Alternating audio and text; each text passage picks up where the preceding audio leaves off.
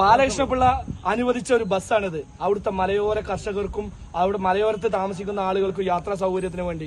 ഇന്ന് അതൊരു 2-3 മാസമായിട്ട് ഇപ്പോൾ ഈ ബസ് ഓടുന്നില്ല. ഈ കുടിയേറ്റ കർഷകർക്ക് അവിടെ യാത്ര ചെയ്യാനുള്ള ഒരു സൗകര്യമില്ല. ഇതിന് മുമ്പ് പറഞ്ഞിരുന്നത് കാഞ്ഞിരപ്പുഴ റോഡിന്റെ ശോചനീയാവസ്ഥ കാരണം കൊണ്ട് അതിനെ ഓടിയിരുന്നില്ല. അതിന്റെ റോഡ് പണി കാരണം കൊണ്ട് ഞങ്ങൾ സമ്മതിക്കുന്നു, അത് ഞങ്ങൾക്ക് വിഷയമല്ല. അങ്ങനത്തെ റോഡ് പണി കാരണം കൊണ്ട് ഓടുന്നില്ല. ഇന്ന് പാലക്കയത്തേക്ക് ഇത്ര നല്ലൊരു റൂട്ട് ഈ പരിസര പ്രദേശങ്ങളിലൊന്നുമില്ല. ഹൈവേനെക്കാട്ടും കിടപിടിക്കുന്ന രൂപത്തിലാണ് ചെരക്കൽപ്പടി മുതൽ പാലക്കയം വരെയുള്ള റോഡിന്റെ സ്ഥിതി. നല്ല റോഡുകളാണ്. ഈ സിറ്റി ബസ്സൊക്കെ അവിടെ വന്ന് തിരിക്കാൻ കഴിയും. നിരവധി ടൂറിസ്റ്റ് മേഖല, ഒരു ടൂറിസ്റ്റ് ഹബ്ബായിട്ട് നമ്മുടെ കോങ്ങാടിന്റെ MLA ഉൾപ്പെടെയുള്ള ആളുകൾ കോങ്ങാടിനെ പ്രഖ്യാപിക്കാൻ നിൽക്കുകയാണ്. അങ്ങനത്തെ സ്ഥലത്തേക്ക് ടൂറിസ്റ്റ് ബസ്സുകൾ ഉൾപ്പെടെയുള്ള ലോ ഫ്ലോർ ബസ്സുകൾ അവിടെ വന്ന് തിരിച്ചു പോകുന്നുണ്ട്. KSRTCക്ക് മാത്രം ഇവിടുന്ന് അങ്ങോട്ട് വരാൻ കഴിയുന്നില്ല.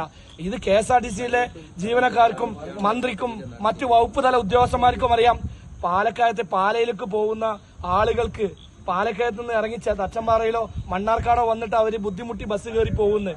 കാരണം വെച്ചാൽ ഈ ഇവിടുന്ന് അങ്ങോട്ട് ഓടേണ്ട എണ്ണ ചെലവും കൂടി ലാഭിച്ചുകൊണ്ടാണ്. പക്ഷെ ഇതൊരു കാര്യം ആലോചിക്കണം, ഒരുപാട് വർഷങ്ങളുടെ പാരമ്പര്യമുള്ള ഒരു റൂട്ടാണ്.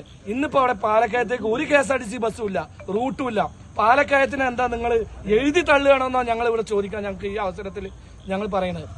അപ്പോ ശക്തമായ സമരപരിപാടി, ഇതൊരു തുടക്കമാണ് സമരത്തിന്റെ.